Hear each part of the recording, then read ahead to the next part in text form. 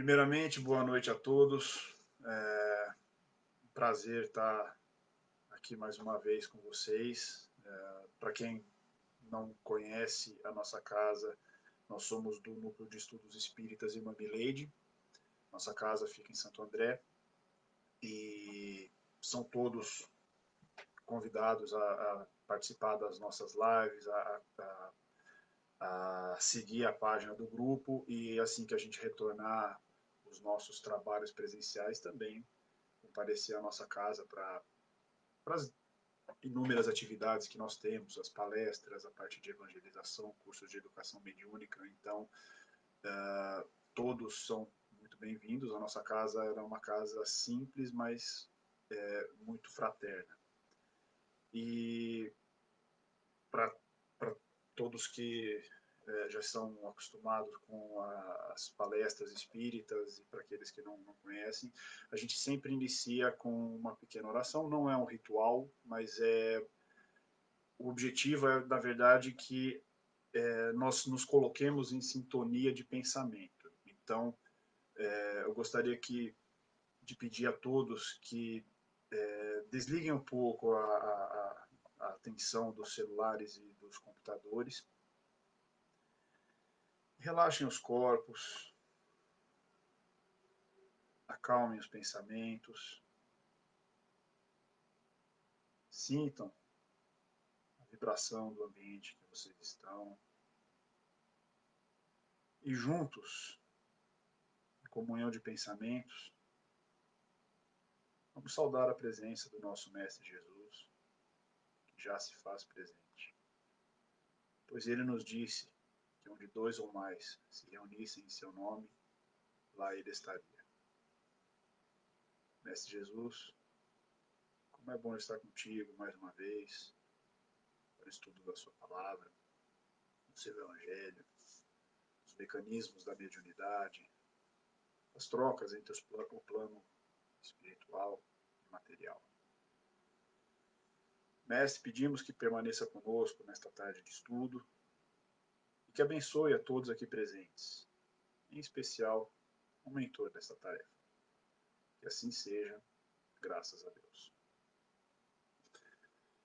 Bom, algum tempo atrás eu sigo uma página no Instagram que chama 8 Fact, né? 8 fatos, né? Fato em inglês, fact.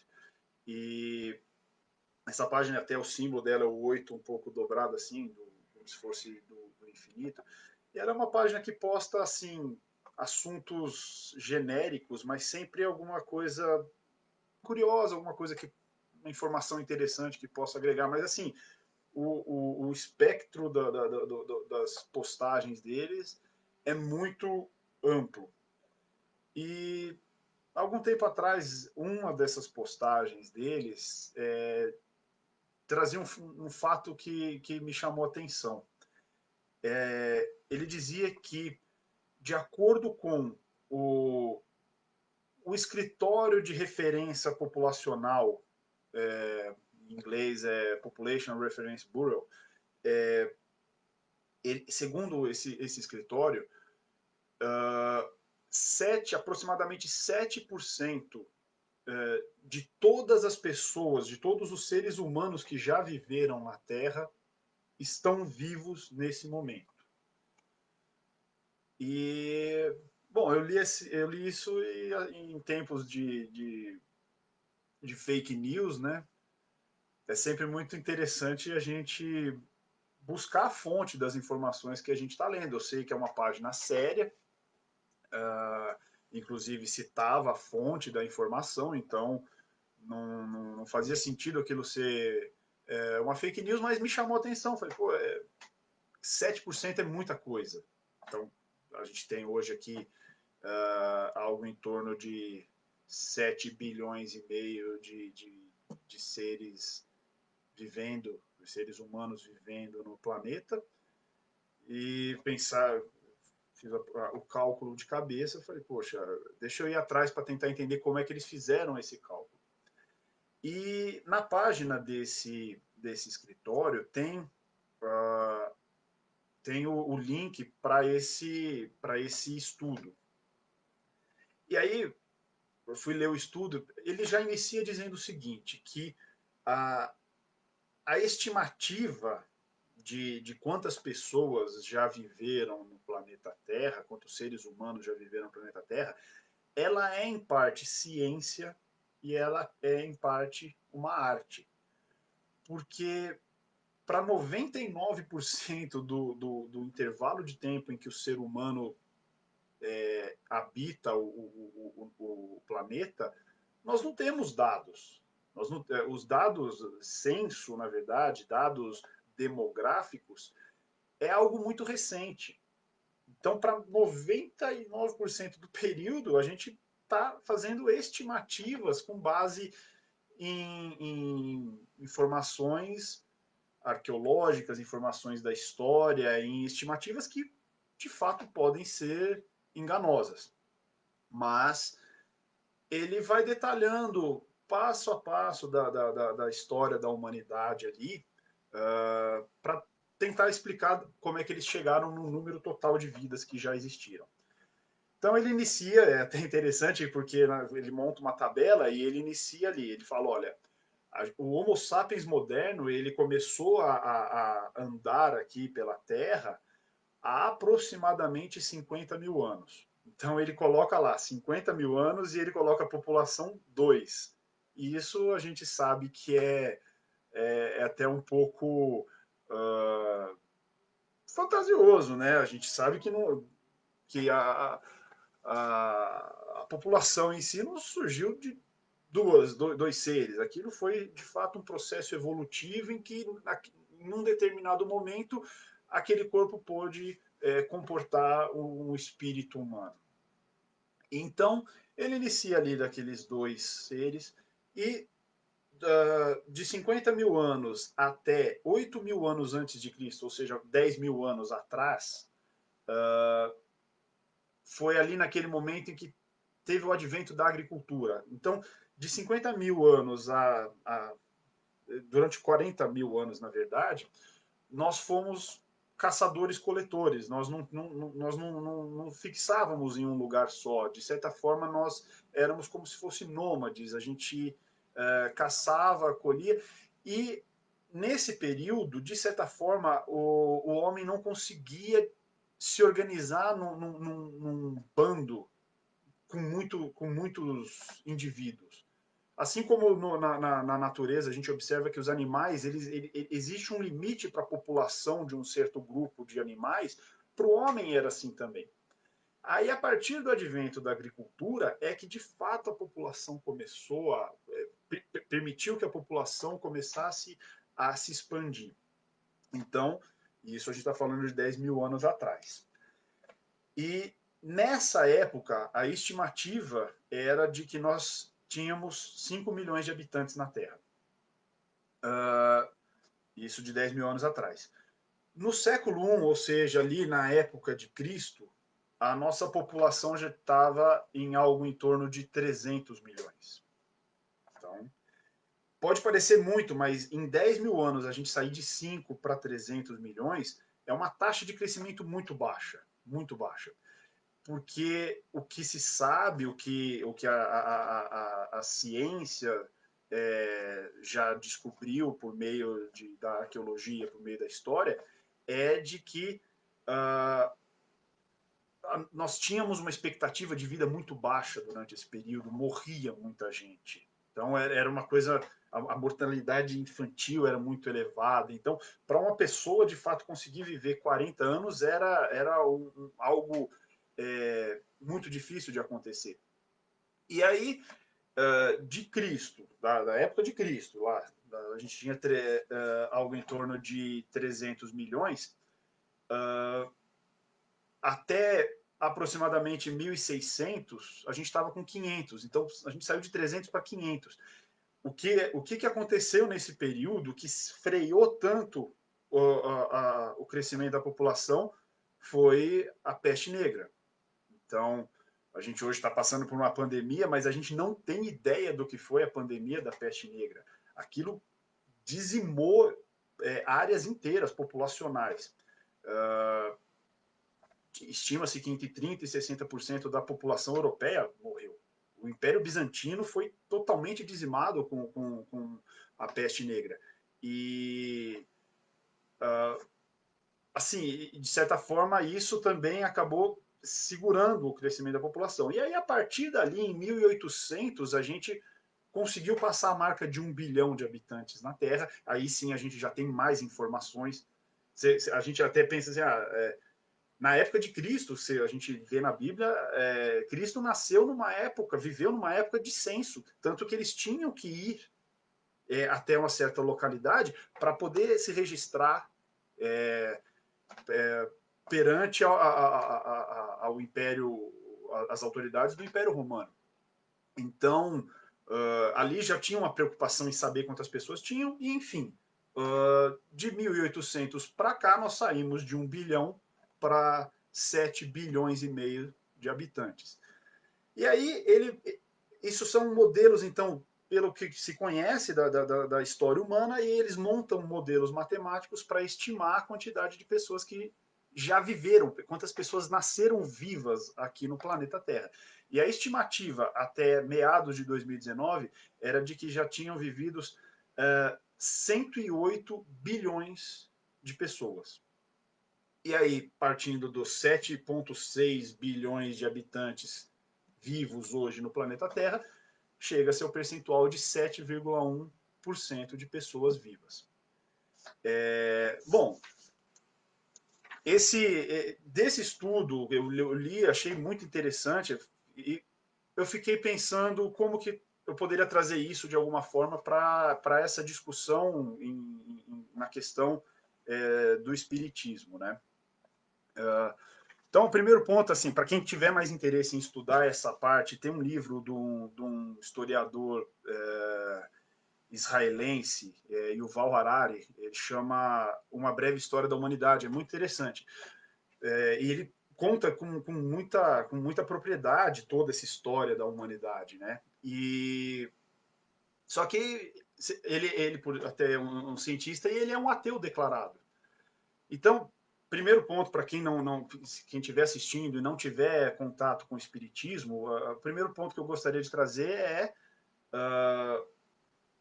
por que a gente entende, a gente sabe, a gente reconhece a ciência, mas a gente sabe que essa vida, a vida material, ela tem que vir de uma inteligência superior.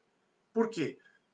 Certa vez, até um irmão nosso lá na nossa casa, o Manuel, falou uma coisa legal. Ele disse o seguinte, que o ateu ele pensa que é uma ilusão acreditar que existe uma inteligência superior que coordenou toda essa vida. Mas, na verdade, a ilusão é acreditar que, do nada, por um raio na matéria, poderia surgir uma vida tão inteligente e tão abundante quanto o que a gente observa aqui no planeta Terra. Não só dos seres humanos, mas dos animais e das plantas, a forma como o universo é ordenado. E que acreditar que isso surgiu do nada se assemelharia a acreditar que a gente pode colocar ali um bloco de papel, colocar dinamite em volta, explodir esse bloco de papel e dessa explosão resultar num livro encadernado, paginado e com conteúdo acima até da própria capacidade humana. Ou seja, a gente sabe que isso daí não é possível. Então, é óbvio que a vida veio a partir de uma inteligência superior, que é de Deus. E um segundo ponto que a gente tem que tratar aqui, antes de entrar realmente no que a gente vai discutir, é no princípio da reencarnação. E nesse ponto eu gostaria de ler, eu lembro há 20 anos atrás eu fui apresentado pela doutrina espírita, a doutrina espírita pela minha esposa, na época nós éramos namorados, e eu lembro quando eu peguei a primeira vez para ler o Livro dos Espíritos, e eu li essa pergunta, e eu acho que, na verdade, essa pergunta é o motivo de eu estar aqui hoje. Eu lembro claramente, para mim, foi uma revelação muito grande quando eu li essa pergunta. É a pergunta 171 do Livro dos Espíritos. E ele diz o seguinte, pergunta, em que se funda o dogma da reencarnação? E a resposta é, na justiça de Deus e na revelação. pois incessantemente repetimos: o bom pai deixa sempre aberta a seus filhos uma porta para o arrependimento. Não te diz a razão que seria injusto privar para sempre da felicidade eterna todos aqueles de quem não dependeu o melhorarem-se? Não são filhos de Deus todos os homens? E aí vem o ponto que eu acho mais fantástico. Ele diz: só entre os egoístas se encontram a iniquidade, o ódio implacável e os castigos sem remissão. Então, se Deus é bom, se Deus é bondade suprema, é óbvio que Deus jamais nos colocaria numa pena eterna. Isso daí só poderia sair da cabeça do homem. O homem poderia até pensar numa pena eterna, para Deus não. Se nós, eu sou pai, eu sempre deixo uma porta aberta para o arrependimento dos meus filhos. Por que Deus, que é infinitamente mais bondoso do que eu, não faria?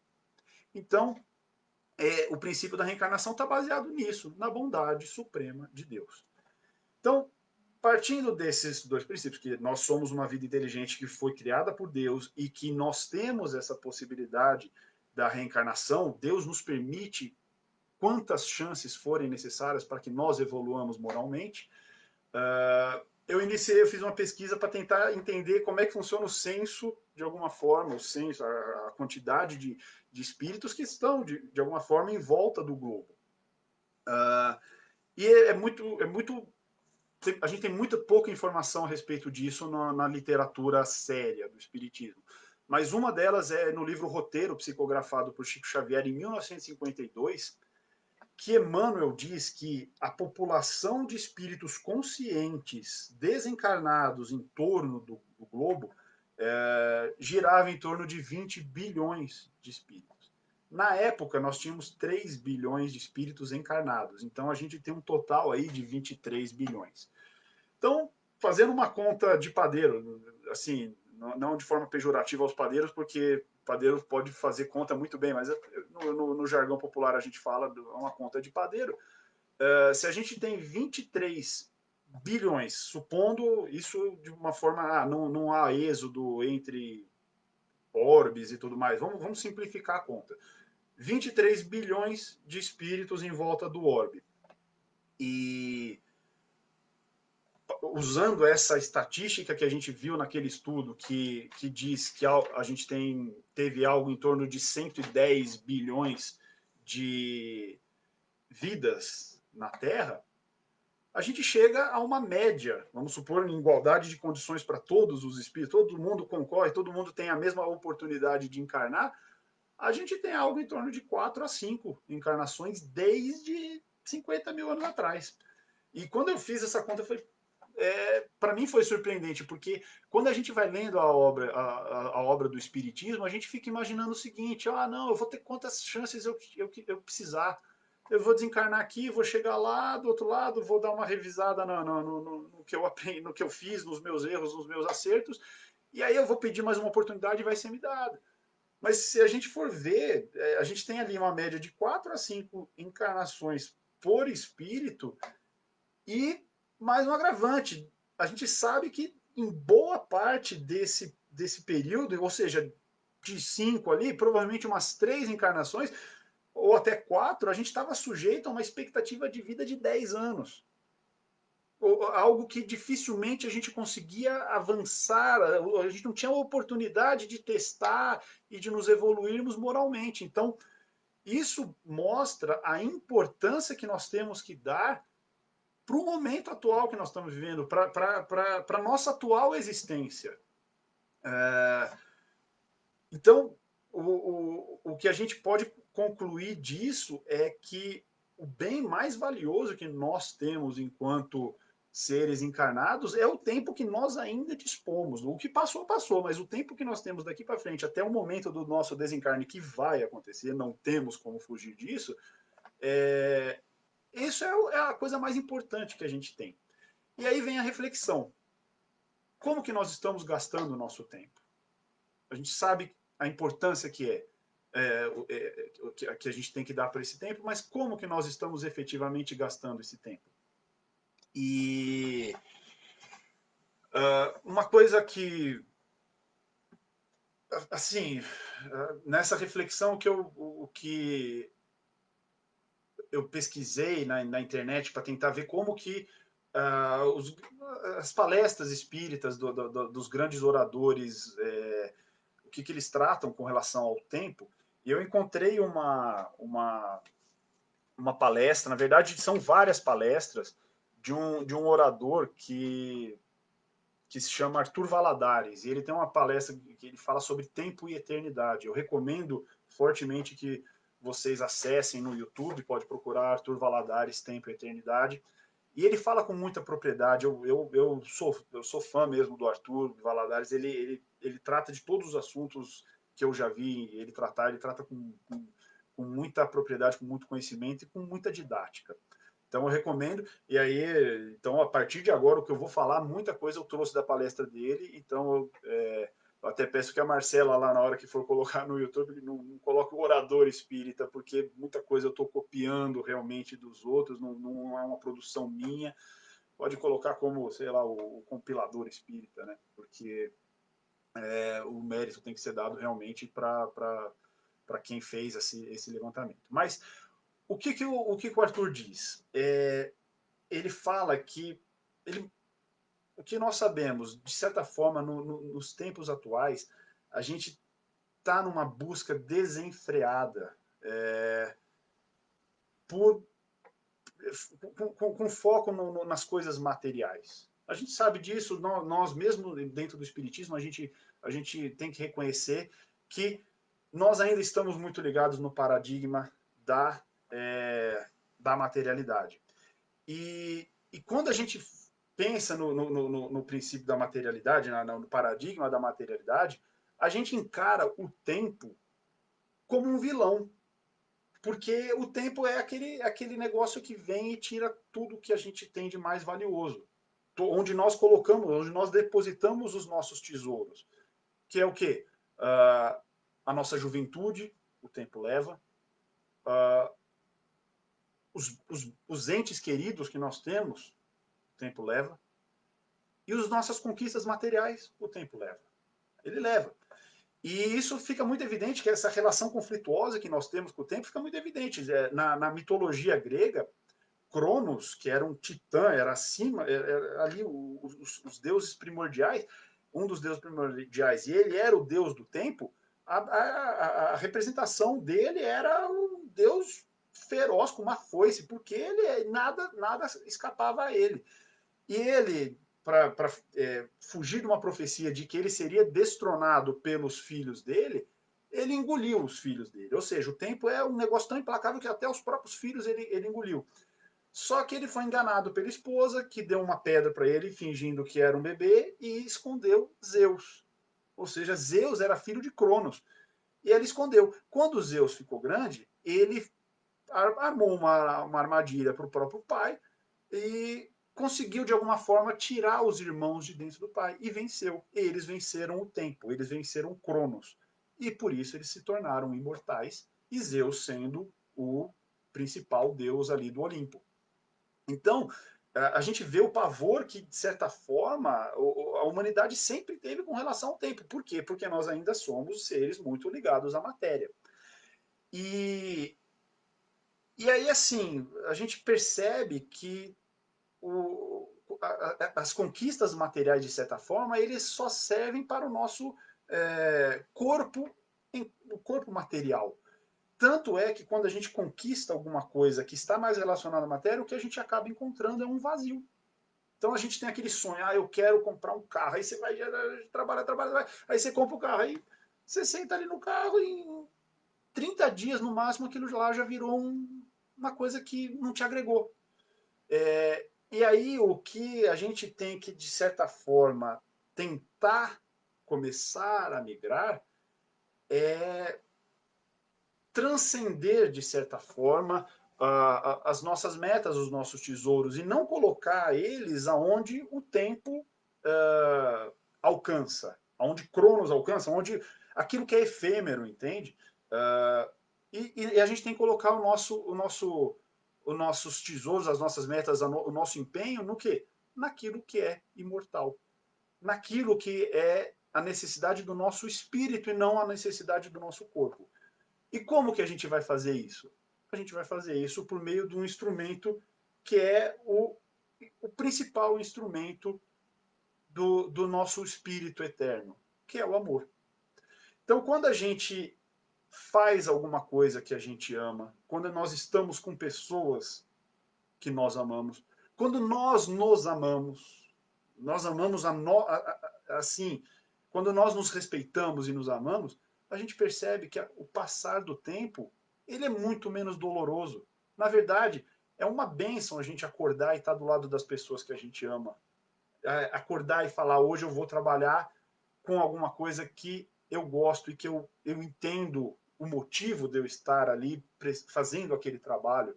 Então, quando eu respeito isso, quando eu amo o que eu faço, o tempo deixa de ser algo, como eu posso dizer, algo negativo e passa a ser algo positivo.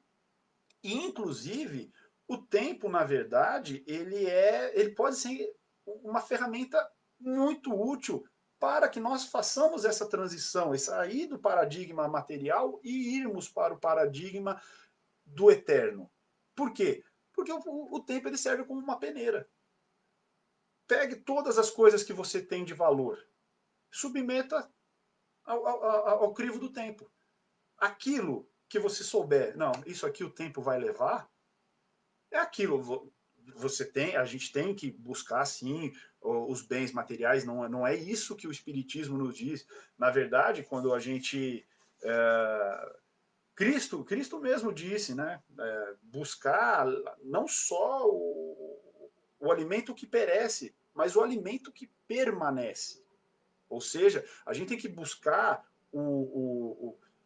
suprir as nossas necessidades do corpo, mas acima de tudo a gente tem que buscar suprir a nossa necessidade espiritual. Por quê? Quando o tempo passa e nós estamos efetivamente buscando aquilo que é necessário para o nosso espírito, ao contrário do tempo quando o tempo passa e o nosso foco é material, que fica um vazio, quando a gente vê o tempo passar e nós estamos efetivamente focados naquilo que é eterno, o que fica não é um vazio, mas sim a sensação de completude. E, e aí, assim, até para encerrar, eu gostaria até de ler um trecho que o próprio Arthur usa no encerramento da palestra dele e que eu achei fantástico, que é um trecho de Guimarães Rosa, de um livro de Guimarães Rosa. Guimarães Rosa, o Arthur fala disso e eu também já tive a oportunidade de ler algumas obras dele. Ele era muito espiritualizado. E em uma carta que ele fez a um amigo dele, ele disse o seguinte: ando com fome de coisas sólidas e com ânsia de viver só o essencial. Pessoalmente, penso que chega um momento na vida da gente em que o único dever é lutar ferozmente por introduzir no tempo de cada dia o máximo de eternidade. Ou seja, colocar dentro do tempo que é nosso tempo limitado aqui enquanto encarnados, o máximo de eternidade, o máximo de transcendência, de buscar coisas que estão além daqui da vida material, porque é isso efetivamente que nós viemos buscar aqui enquanto encarnados, né?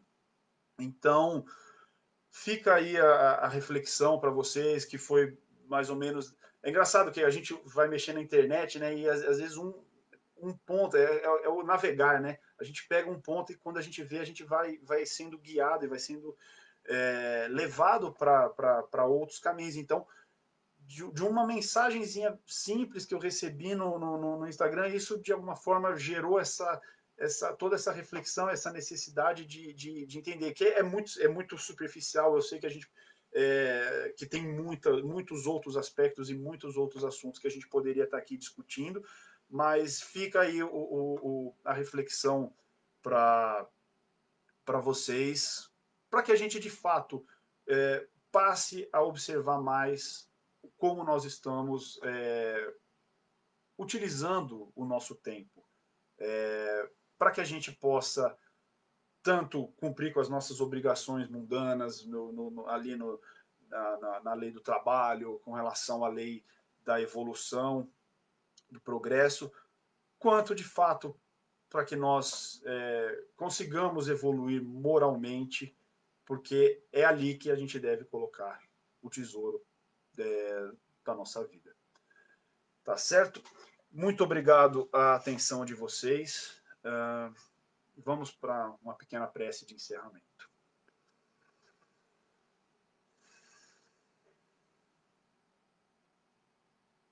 Mestre Jesus, agradecemos por mais essa oportunidade de reflexão, doutrina tão esclarecedora que nos foi disponibilizada. Pedimos, mestre, nesta noite, as bênçãos aqui recebidas não fiquem somente restritas a nós, mas que possam ser distribuídas especialmente àqueles que estão em sofrimento, aqueles que perderam seus entes queridos, aqueles que estão desesperançados na vida, que todos eles possam sentir um pouco do conforto do seu amor.